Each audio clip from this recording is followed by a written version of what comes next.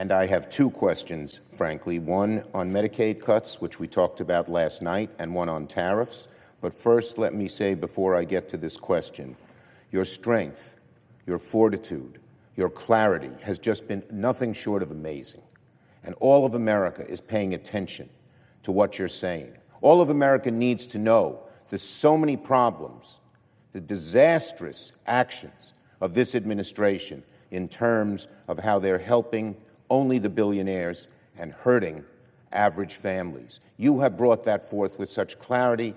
People from one end of America to the other admire you. Our whole caucus is behind you, and we admire your stamina, your strength, your passion, your intelligence. The list of adjectives could go on. My question first relates to the Medicaid cuts. As we talked about last night,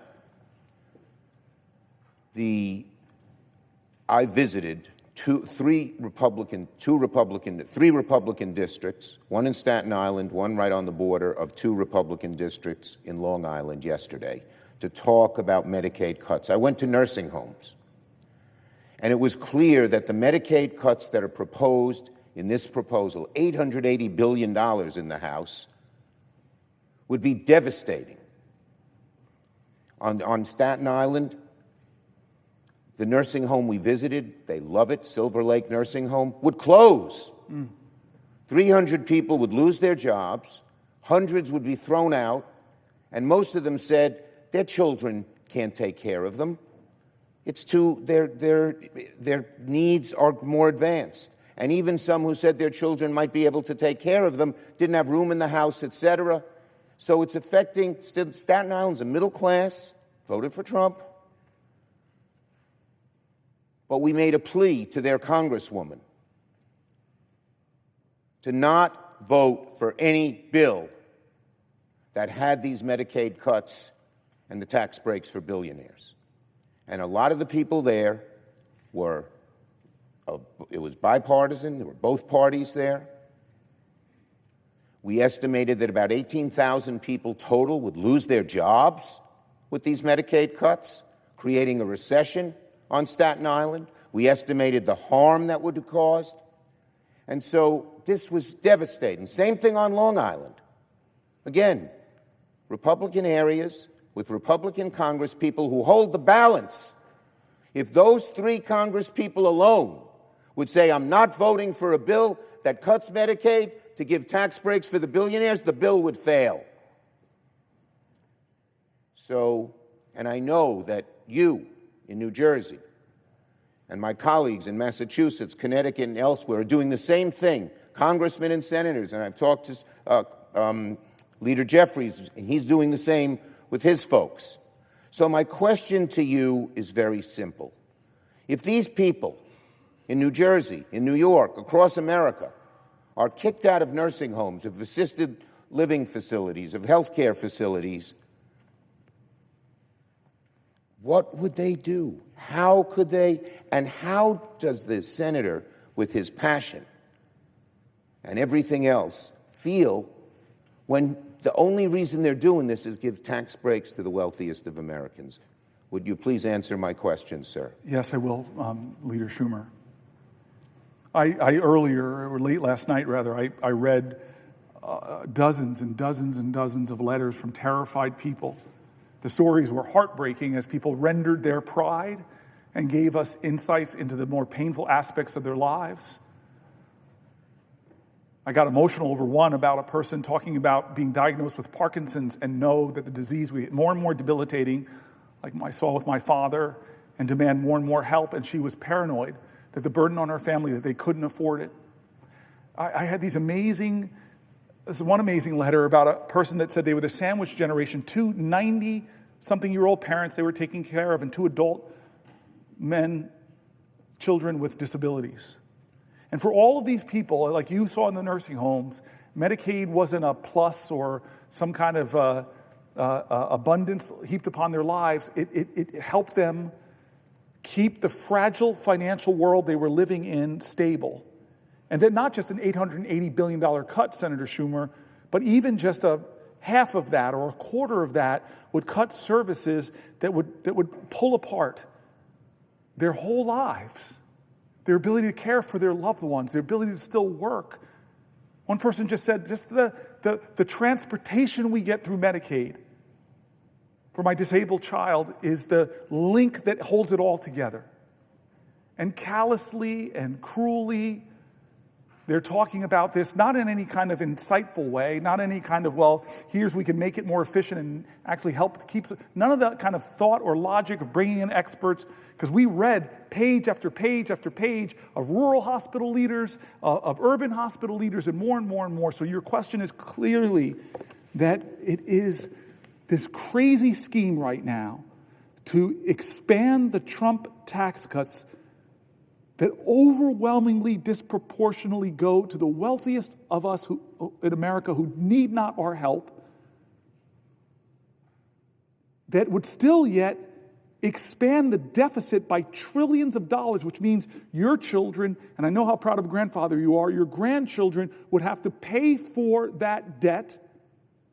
They're stealing from your grandchildren so that the wealthiest amongst us could get bigger tax cuts, and at the same time, taking away medical coverage from the most vulnerable. What is that? It's not who we are. It's not who we are, America. And as much as people, thousands descended on this to save the ACA, Medicaid affects millions and millions of more people. Wake up. They're coming after a vital program for American expectant mothers, for American children, for American disabled, for the seniors like the ones you visited. No, I have one more thing to get off my chest, sir, and this is a little lighter. You heaped so many kind things on me, I don't know if you realize that never before in the history of America has a man from Brooklyn said so many complimentary things about a man from Newark. But I would remind my colleague that we are both New York Giants fans. Who play where in New Jersey? This is not a colloquy. I hold the floor. I do not yield. Brooklyn stole the Nets. It's an injustice from Newark. They stole the Nets. I do not yield the floor for a rebuttal. And the Giants and the Jets play in New Jersey. There's only one football team in New York, and that's the Bills. I do not yield, but I do love and respect. But when I got the floor, I don't have to yield. This is the one time in my life I get the last word with my much more senior, much wiser friend and senator who's my colleague. I do have another question on an unrelated subject. On a different subject. Unrelated subject. Okay, unrelated. But I will say, as long as he gives me that commitment, I yield for a question while retaining the floor. First, let me say before I ask my question, go Bills. Second, given the 15 hours which you've shown such amazing strength of an all-American athlete who could probably, given what you've shown tonight, be a star on our Giants, but so I will not even try to rebut where the Giants are.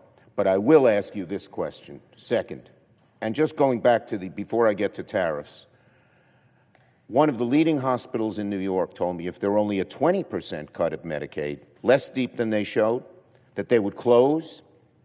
They're the only cancer care place in the Bronx, 1.3 million people, and they give great care. They're the only one. They would close. So the devastation of these cuts, the American people should realize, is just enormous from one end of the country to the other. In middle-class communities and upper-middle-class communities like Long Island, middle-class like Staten Island, poor communities like the Bronx. But on tariffs, let me ask a question.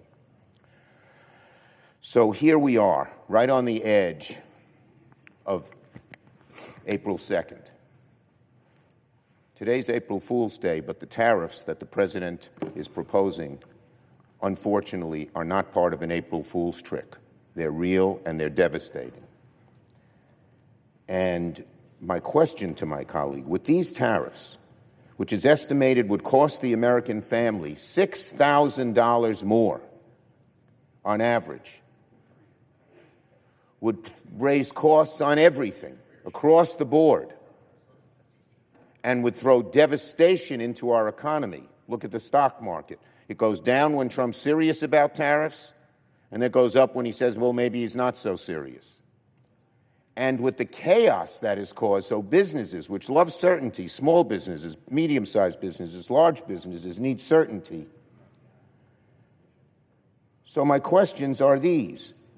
Does the great senator and great Giants fan from New Jersey agree that prices could go way up, all the way up to as much as $6,000? And does he agree that the chaos from Trump's tariffs is discombobulating the economy in very serious ways? And again, does he agree that the reason that they seem to be doing this, they count the revenues? This guy Navarro seems to have no sense of reality, and yet he seems to be in charge. And they count the revenues to help them get more tax cuts for the wealthy. Almost everything they do, including tariffs, it seems to me, is aimed at getting those tax cuts for the wealthy, which, God bless the wealthy, as I've heard you say last night when we spoke. We're not against people who make a lot of money. God bless them, but they don't need a tax break. No, they don't. They should realize the beauty of America helped them become or stay billionaires. The money we invested in education, in roads, in schools, in helping kids get food makes a better workforce. So my question to my colleague on these tariffs, A, does he agree that it could raise the price on an average family thousands of dollars? It's estimated $6,000. Does he agree that the chaos caused by Trump's on again, off again, this country, this much, that much, this product, that product, is hurting the economy and hurting business people do their jobs? And does he agree that it seems the motivation is tax breaks for the wealthiest people? So Could you please answer my question? I will, yield Leader back Schumer. to him. I will. So you and I both know that in 72 days now, it's the next day, the 72 days that Trump has been in office, he has caused havoc on the American economy, especially given the economy he inherited. Inflation is up. Prices are up. Consumer confidence is down. The stock market and people's 401ks and retirement plans are down.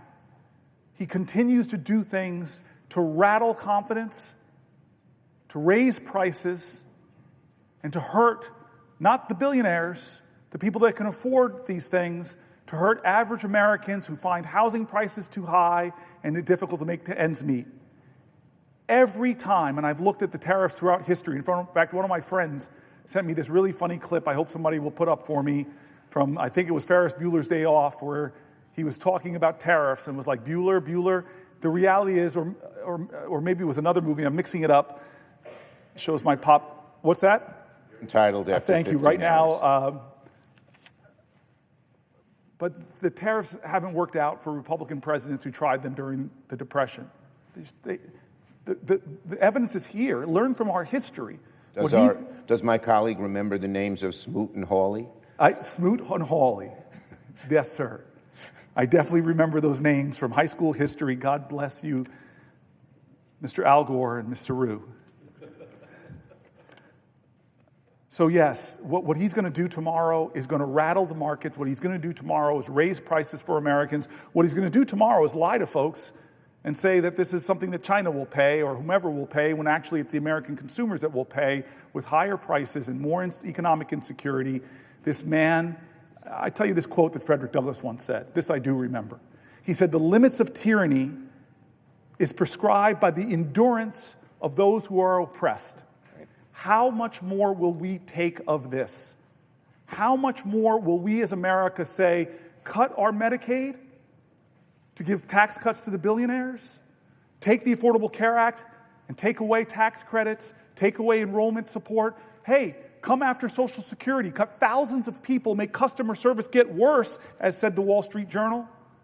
How much more of these indignities will we take as he turns our back on our allies? How much more? How much more of a person that is doing tyrannical things as he takes our Constitution and continues to trash it, as he's running into judge after judge after judge that's trying to stop him, but we've already seen that he wants to ignore judges, or if he gets real rulings he doesn't like, he trashes the judges, and even the Chief Justice appointed by a Republican says to him, no, this is not right, this is not who we are, this is not how we do things in America. How much more can we endure before we, in a collective chorus of conviction in our country, say enough is enough? Enough is enough. You're not going to get away with this. I thank the gentleman for his fortitude, his strength, and the crystalline brilliance by which he has shown the American people the huge dangers that face them with this Trump, Doge, Musk administration. I yield the floor back to my colleague in New Jersey. Thank you. Thank you.